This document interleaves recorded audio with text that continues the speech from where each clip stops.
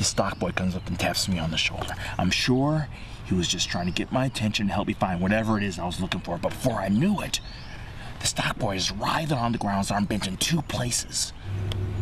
Damn.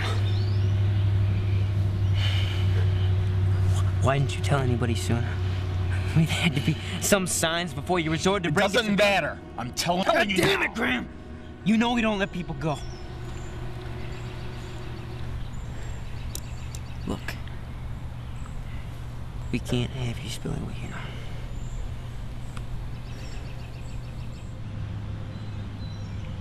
Tell me, David. When did the agency become a we?